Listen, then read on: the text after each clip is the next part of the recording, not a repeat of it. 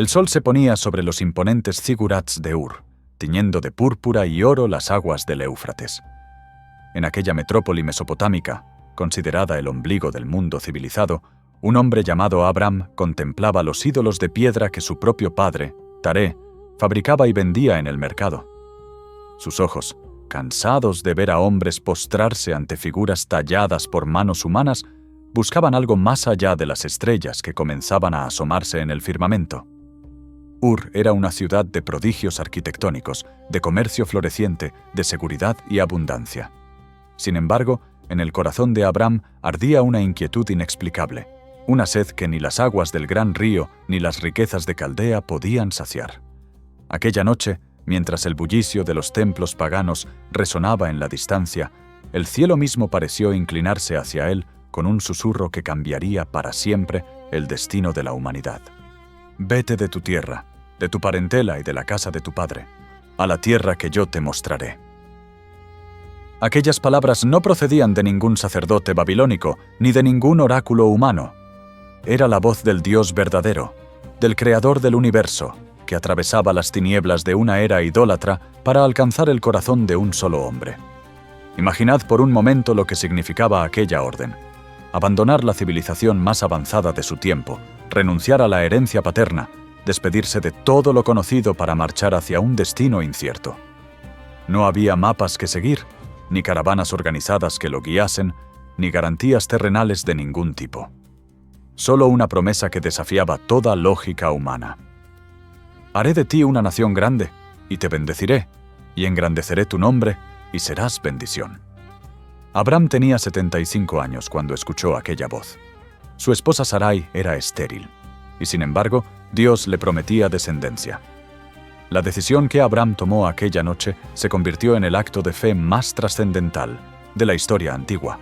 Sin cuestionar, sin exigir explicaciones adicionales, sin pedir señales que confirmasen lo que había oído, comenzó a preparar su partida. Reunió a Sarai, su amada esposa, a Lot, su sobrino huérfano a quien había criado como un hijo, a todos sus siervos y siervas y a los rebaños que constituían su hacienda. Los vecinos debieron de mirarlo con incredulidad, quizás con lástima, tal vez con burla. ¿Qué locura se había apoderado del hijo de Taré? ¿Qué dios desconocido lo arrastraba hacia el desierto? Pero Abram no vaciló. Comprendía, con una certeza que trascendía el entendimiento racional, que aquel llamado era más real que las murallas de Ur, más sólido que los cimientos de los templos caldeos, más verdadero que cualquier cosa que hubiese experimentado en sus 7 décadas y media de existencia. El viaje comenzó siguiendo el curso del Éufrates hacia el norte, atravesando llanuras fértiles y páramos desolados hasta llegar a Harán, donde la caravana se detuvo temporalmente. Allí, en aquella ciudad comercial situada en la encrucijada de antiguas rutas mercantiles, Taré, el padre de Abram, exhaló su último aliento. La muerte del patriarca familiar podría haber sido la excusa perfecta para abandonar la empresa, para regresar a la seguridad de Ur o establecerse definitivamente en Harán. Pero el llamado divino seguía resonando en los oídos de Abram con la misma claridad del primer día. Tras el período de duelo, volvió a ponerse en marcha, ahora como cabeza indiscutible de su clan. Cada paso que daba lo alejaba más del mundo que conocía y lo acercaba a un destino que solo Dios podía ver. El desierto se extendía ante él como un pergamino en blanco, sobre el cual el Todopoderoso escribiría una historia de proporciones cósmicas. Finalmente, tras meses de travesía, la caravana cruzó el Jordán y penetró en la tierra de Canaán. Era un territorio habitado por pueblos diversos, salpicado de ciudades, amuralladas y santuarios paganos, de montañas cubiertas de encinas y valles donde pastaban rebaños ajenos. En Siquem, junto al encinar de Moré, el Señor se apareció nuevamente a Abram y pronunció palabras que resonarían a través de los milenios. A tu descendencia daré esta tierra. Con sus propias manos, aquel nómada levantó un altar de piedras sin labrar, el primero de muchos que edificaría a lo largo de su peregrinaje. Aquel altar era más que un montón de rocas. Era una declaración de fe, un acto de adoración, una señal visible de que la tierra prometida ya tenía dueño, aunque los cananeos aún no lo supieran. Abram había dejado de ser simplemente un emigrante caldeo. se había convertido en el depositario de una promesa divina, en el primer eslabón de una cadena que conectaría el cielo con la tierra para siempre. Pero la tierra prometida no recibió a Abram con los brazos abiertos. Apenas había comenzado a familiarizarse con los caminos de Canaán, cuando una hambruna despiadada azotó la región. Los pastos se secaron, los pozos se agotaron, y el ganado comenzó a morir bajo un sol implacable que parecía burlarse de las promesas divinas. Abram se encontró ante su primera gran prueba. ¿Debía permanecer en la tierra que Dios le había señalado, confiando en una provisión sobrenatural, o debía buscar refugio donde hubiese alimento? La decisión que tomó revelaría que incluso los gigantes de la fe tienen pies de barro. Descendió a Egipto, el granero del mundo antiguo, donde el Nilo garantizaba cosechas abundantes independientemente de las lluvias. Era una decisión comprensible desde el punto de vista humano, pero Abram no consultó a Dios antes de tomarla, y las consecuencias de actuar por cuenta propia no tardarían en manifestarse. Al aproximarse a la frontera egipcia, el miedo se apoderó del corazón de aquel hombre que había abandonado Ur con tanta valentía. Sarai, su esposa, poseía una belleza extraordinaria que ni los años ni las penalidades del viaje habían conseguido marchitar. Abram temió que los egipcios lo asesinasen para apoderarse de ella. Así que ideó un plan que, si bien contenía una verdad parcial, Sarai era efectivamente su media hermana, constituía un engaño deliberado. «Di que eres mi hermana», le pidió, «para que me vaya bien por causa tuya y viva mi alma por amor de ti». Imaginad la angustia de Sarai al escuchar aquellas palabras. Su marido, el hombre que había recibido promesas celestiales, le pedía que se expusiera al harén del faraón para salvar su propio pellejo. Era un momento de debilidad humana que el texto bíblico no intenta ocultar ni justificar. Los patriarcas no eran superhéroes inmaculados. Eran hombres y mujeres de carne y hueso que tropezaban, caían y necesitaban la gracia divina tanto como cualquiera de nosotros. Lo que Abram temía sucedió exactamente como había previsto. Los príncipes egipcios vieron a Sarai, quedaron deslumbrados por su hermosura, y la alabaron ante el faraón. En cuestión de días, Sarai fue llevada al palacio real, mientras Abram recibía como compensación ovejas, vacas, asnos, siervos, siervas y camellos. Exteriormente, el plan había funcionado a la perfección. Abram seguía vivo y se había enriquecido enormemente. Pero, ¿a qué precio? Su esposa, la mujer a través de la cual debía nacer la descendencia prometida, estaba ahora en manos de un monarca pagano. La promesa divina pendía de un hilo por culpa de la cobardía humana. Sin embargo, Dios no había abandonado a su siervo ni había olvidado su pacto. Aquella misma noche, plagas misteriosas comenzaron a asolar la casa de Faraón. Enfermedades inexplicables, presagios ominosos, desgracias encadenadas que los magos egipcios no podían ni comprender ni detener. El faraón, aterrorizado, mandó llamar a Abram y lo confrontó con una mezcla de indignación y temor reverencial. «¿Qué es esto que me has hecho? ¿Por qué no me declaraste que era tu mujer?» Las palabras del monarca pagano sonaron como un reproche moral contra el supuesto hombre de Dios. ¡Qué ironía tan amarga! Un faraón idólatra dando lecciones de ética a quien había sido llamado para ser bendición a todas las familias de la tierra. Abram no pudo responder nada en su defensa. No había excusas válidas, no había justificaciones aceptables. El faraón le devolvió a Sarai, le permitió conservar todas las riquezas que había adquirido, pero lo expulsó de Egipto con una escolta militar que se aseguró de que cruzase la frontera sin detenerse. Abram regresó a Canaán más rico en bienes materiales, pero más consciente que nunca de su propia fragilidad.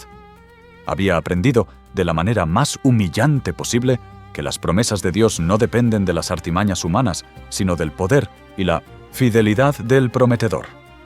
De vuelta en la tierra prometida, Abram enfrentó un nuevo desafío. La convivencia con su sobrino Lot se había vuelto insostenible. Ambos habían prosperado tanto que la tierra no podía sostener a sus respectivos rebaños. Las disputas entre sus pastores amenazaban con fracturar la familia. Ante esta situación, Abram demostró una generosidad que contrastaba notablemente con su comportamiento en Egipto. En lugar de reclamar su derecho como patriarca y como receptor de la promesa divina, ofreció a Lot la primera elección. Si fueres a la mano izquierda, yo iré a la derecha, y si tú a la derecha, yo iré a la izquierda.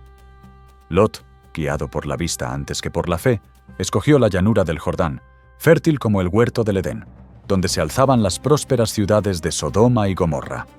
No sabía que estaba eligiendo un territorio condenado a la destrucción. Abraham, en cambio, se quedó con las montañas aparentemente menos atractivas de Min-Satost, Canaán. Pero apenas Lot se hubo marchado, Dios volvió a hablar.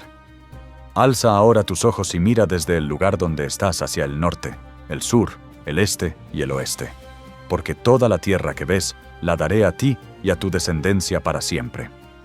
La renuncia generosa había sido recompensada con una promesa aún más grandiosa. Los años pasaban como nubes arrastradas por el viento del desierto, y el vientre de Sarai permanecía cerrado. Cada luna nueva que llegaba sin señales de embarazo era un recordatorio doloroso de la aparente contradicción entre la promesa divina y la realidad tangible. Abraham había conquistado reyes en batalla, había rescatado a Lot de una coalición de monarcas invasores, había rechazado las riquezas del rey de Sodoma para que nadie pudiera decir que un hombre lo había enriquecido. Había recibido la bendición de Melquisedec, aquel misterioso rey sacerdote de Salem que prefiguraba realidades celestiales. Pero el hijo prometido seguía sin llegar. Una noche, cuando la desesperanza amenazaba con ahogar la fe, Dios sacó a Abraham de su tienda y lo invitó a contemplar el firmamento. Mira ahora los cielos y cuenta las estrellas, si las puedes contar. Así será tu descendencia. Y el texto sagrado registra una de las declaraciones más trascendentales de toda la Escritura. Y creyó a Jehová y le fue contado por justicia.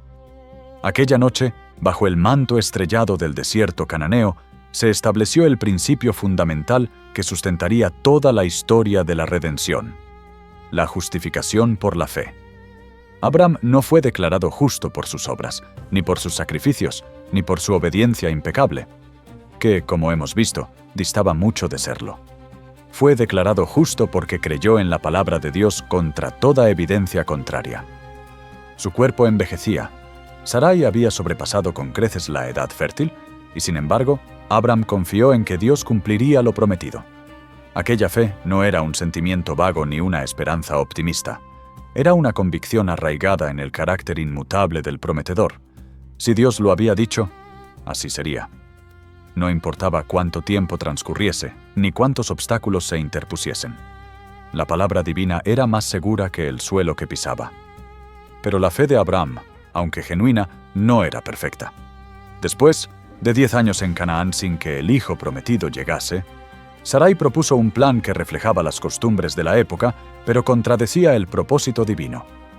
Mira que Jehová me ha hecho estéril. Te ruego, pues, que te llegues a mi sierva. Quizá tendré hijos de ella. Agar, la esclava egipcia que probablemente habían adquirido durante su desastrosa estancia en el país del Nilo, se convertiría en madre sustituta. Abraham, en lugar de esperar en Dios, accedió a la propuesta de su esposa. Era una solución humana para un problema que requería una intervención divina. Cuando Agar concibió, la dinámica familiar se envenenó irremediablemente. La esclava embarazada comenzó a despreciar a su ama estéril. Sarai, consumida por los celos, maltrató a Agar hasta que ésta huyó al desierto. Solo la intervención de un ángel convenció a la egipcia de regresar y someterse. Ismael nació cuando Abraham tenía 86 años. Durante 13 años, aquel muchacho fue criado, como el heredero de la promesa.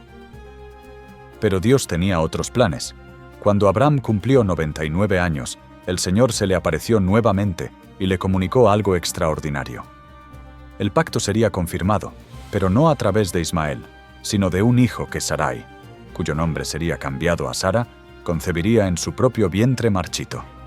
El anciano patriarca, postrado rostro en tierra, no pudo evitar reírse en su interior. ¿A hombre de 100 años ha de nacer hijo? ¿Y Sara, ya de 90 años, ha de concebir? La risa de Abraham, pues también su nombre fue cambiado, de padre enaltecido a padre de muchedumbres, no era la risa de la incredulidad desafiante, sino la risa del asombro abrumado. Dios no se ofendió. De hecho, ordenó que el hijo milagroso se llamase Isaac, que significa precisamente risa. Lo que parecía una broma cósmica se convertiría en el testimonio más elocuente del poder divino sobre la imposibilidad humana. Poco después, 3 visitantes misteriosos llegaron a las encinas de Mamre, donde Abraham había establecido su campamento. El patriarca, siguiendo las normas sagradas de la hospitalidad oriental, corrió a recibirlos, se postró ante ellos y ordenó preparar un banquete de ternero, tortas de flor de harina, leche y mantequilla. Mientras comían bajo la sombra de los árboles, uno de ellos, que el texto identifica progresivamente como el Señor mismo, reiteró la promesa. «Volveré a ti según el tiempo de la vida, y he aquí que Sara tu mujer tendrá un hijo». Sara, que escuchaba oculta tras la cortina de la tienda, también se rió, pero su risa fue confrontada. ¿Por qué se ha reído Sara? ¿Hay para Dios alguna cosa difícil? Aquella pregunta retórica contenía la respuesta a todos los interrogantes que habían torturado a la pareja durante décadas de espera. No había nada imposible para el Creador del universo, para quien había llamado a las estrellas a existir con una palabra, para quien había formado al hombre del polvo de la tierra. Si Dios prometía un hijo, habría un hijo. La biología, la edad, la esterilidad, el tiempo transcurrido, todo eso era irrelevante ante el poder del Todopoderoso, y sucedió exactamente como el Señor había anunciado. En el tiempo señalado, cuando el sol de primavera calentaba las colinas de Canaán, Sara experimentó lo que jamás había creído posible. Su vientre anciano albergaba vida. Durante 9 meses, aquella mujer de 90 años sintió crecer dentro de sí al hijo de la promesa. Cada movimiento del bebé era un milagro, cada patada una confirmación de la fidelidad divina. Cuando llegó el momento del parto, los gritos de dolor se mezclaron con lágrimas de gozo indescriptible. Isaac vino al mundo como el testimonio viviente de que Dios cumple su palabra, aunque tarde décadas, aunque contradiga todas las leyes naturales, aunque parezca absolutamente imposible.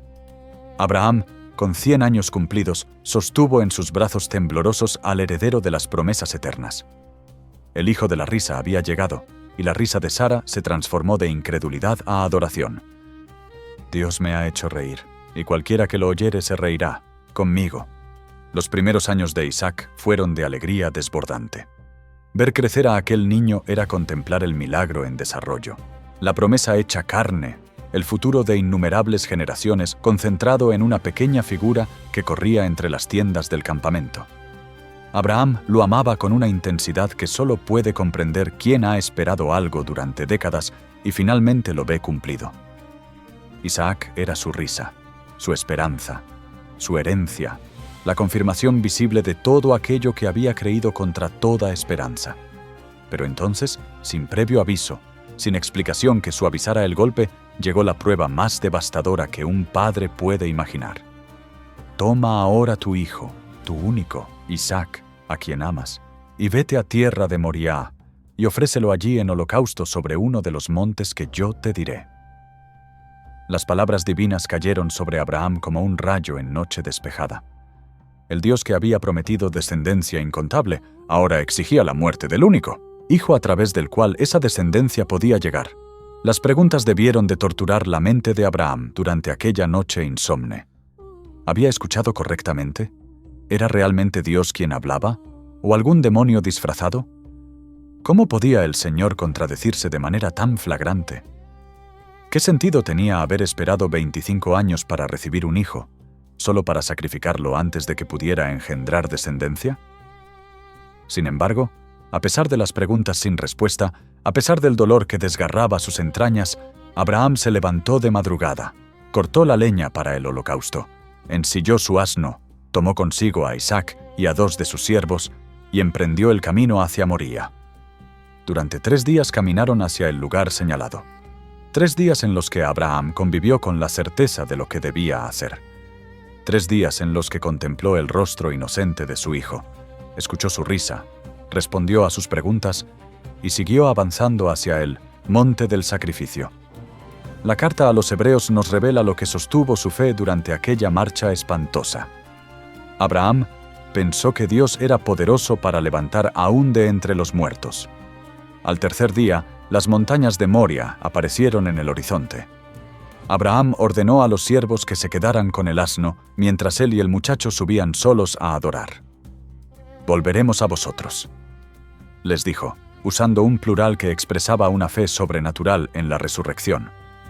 Isaac cargó la leña sobre sus espaldas, imagen profética del otro hijo que, siglos después, cargaría su propia cruz por las calles de Jerusalén hacia el mismo monte. Mientras ascendían, el muchacho formuló la pregunta que Abraham debía de haber temido. «Padre mío, he aquí el fuego y la leña, mas ¿dónde está el cordero para el holocausto?». La respuesta del patriarca contenía más verdad de la que él mismo comprendía en aquel momento. «Dios se proveerá de cordero para el holocausto, hijo mío». Construyó el altar, dispuso la leña, ató a Isaac, lo colocó sobre el ara de piedra. Levantó el cuchillo. El sol del mediodía iluminaba la escena más terrible y más hermosa de la era patriarcal. Un padre dispuesto a entregar lo que más amaba porque Dios se lo pedía. Un hijo que confiaba en su padre hasta la muerte. «¡Abraham! ¡Abraham!». El grito del ángel detuvo el brazo descendente justo a tiempo. «No extiendas tu mano sobre el muchacho, ni le hagas nada, porque ya conozco que temes a Dios, por cuanto no me rehusaste tu hijo, tu único». Las lágrimas debieron de cegar los ojos del anciano mientras desataba las cuerdas que aprisionaban a Isaac. El muchacho vivía. La prueba había terminado. Pero no sin recompensa. Trabado por los cuernos en un zarzal cercano, un carnero apareció providencialmente para ser sacrificado en lugar del hijo. Abraham llamó a aquel lugar Jehová Jireh, que significa «El Señor proveerá». Y el ángel habló por segunda vez, pronunciando la bendición definitiva. «Por cuanto has hecho esto, y no me has rehusado tu hijo, tu único hijo, de cierto te bendeciré, y multiplicaré tu descendencia como las estrellas del cielo y como la arena que está a la orilla del mar. En tu simiente serán benditas todas las naciones de la tierra, por cuanto obedeciste a mi voz». La fe de Abraham había sido probada y hallada genuina. El pacto estaba sellado con sangre de carnero y lágrimas de adoración. Los años finales de Abraham transcurrieron en la paz que solo conoce quien ha atravesado el fuego de las pruebas más extremas y ha emergido con su fe intacta. Tras el monte Moriah, ningún desafío terrenal podía ya intimidarlo. Había ofrecido a Dios lo más precioso que poseía. Todo lo demás era secundario. Cuando Sara murió a los 127 años en Hebrón, Abraham la lloró con el dolor genuino de quien pierde a la compañera de toda una vida, a la mujer que había compartido con él el exilio de Ur, las penalidades del desierto, la vergüenza de Egipto, la espera interminable, el milagro de Isaac. Para enterrarla, negoció con los hititas la compra de la cueva de Macpela, convirtiéndose así en el primer propietario legal de un pedazo de la tierra prometida. Aquella cueva sería el panteón familiar, el lugar donde Abraham mismo descansaría cuando llegase su hora, y donde generaciones posteriores depositarían a Isaac, a Rebeca, a Jacob y a Lea. Pero la muerte de 19 horas, Sara no sumió a Abraham en la melancolía estéril. El anciano patriarca, consciente de que su propia partida se aproximaba, se dedicó a asegurar el futuro de la promesa. Envió a su siervo más fiel a buscar esposa para Isaac entre su parentela en Mesopotamia, pues no quería que su hijo se mezclase con las cananeas idólatras. Aquel siervo regresó con Rebeca, una joven de la familia de Nacor, hermano de Abraham. El matrimonio de Isaac continuaría la línea de la promesa. Abraham también tomó otra esposa, Cetura, que le dio 6 hijos adicionales, y tuvo otros hijos de concubinas. A todos ellos les dio regalos y los envió hacia el oriente, lejos de Isaac, para evitar conflictos futuros. La herencia principal, las promesas divinas, la tierra de Canaán, la bendición de las naciones, quedaba reservada exclusivamente para el hijo de Sara. A los 175 años, satisfecho de días, Abraham exhaló su último aliento y fue reunido con su pueblo. Isaac y Ismael, los 2 hijos que la historia había separado, se reunieron para enterrar a su padre junto a Sara en la cueva de Macpela. Es significativo que ambos hijos estuvieran presentes en el funeral. A pesar de las tensiones del pasado, a pesar de la expulsión de Agar e Ismael décadas atrás, el respeto por el patriarca común los unió en aquel momento de duelo. Abraham moría dejando tras de sí no solo descendientes biológicos, sino una herencia espiritual que transformaría el curso de la historia humana. Había llegado a Canaán como un nómada desconocido. Partía de este mundo como el padre de pueblos innumerables, como el hombre cuya fe se convertiría en modelo para millones a través de los milenios. El legado de Abraham trasciende con mucho su historia personal. 3 grandes religiones monoteístas, judaísmo, cristianismo e islam, lo reconocen como su padre espiritual. Los judíos ven en él al primer hebreo, al receptor del pacto de la circuncisión, al fundador de la nación de Israel. Los cristianos lo consideran el padre de todos los creyentes, el ejemplo supremo de la justificación por la fe, el hombre que vio de antemano el día de Cristo y se regocijó. Los musulmanes lo veneran como Ibrahim, el amigo íntimo de Alá, el constructor de la Kaaba, el modelo de sumisión absoluta a la voluntad divina. Más de la mitad de la población mundial actual se considera, de una forma u otra, heredera de Abraham. Cuando el anciano de Ur contemplaba las estrellas del cielo y escuchaba la promesa de descendencia incontable, no podía imaginar la magnitud literal de aquella profecía. Pero Dios sí lo sabía. Y Dios cumplió su palabra de maneras que superaron cualquier expectativa humana. La pregunta que abría este relato merece ahora una respuesta definitiva. ¿Era Abraham solo un nómada errante, un pastor de ovejas perdido en los desiertos del Medio Oriente antiguo? La historia ha demostrado que era infinitamente más. Abraham fue el hombre que creyó a Dios cuando creer parecía una locura. Fue el padre que estuvo dispuesto a sacrificar lo que más amaba porque entendía que Dios merecía su lealtad suprema. Fue el peregrino que caminó por fe y no por vista, que buscó una ciudad con fundamentos cuyo arquitecto y constructor es Dios mismo. Su vida fue un tapiz tejido con hilos de triunfo y fracaso, de fe sublime y debilidad humana, de promesas celestiales y luchas terrenales. No fue un superhombre ni un santo inmaculado. Fue un ser humano que, a pesar de sus imperfecciones, decidió confiar en el Dios que lo había llamado. Y esa decisión, esa fe sostenida a través de décadas de espera, de pruebas devastadoras, de caminos inciertos, lo convirtió en el padre de todas las naciones, en la bendición de todas las familias de la tierra, en un nombre que nunca será olvidado mientras exista la humanidad para recordarlo.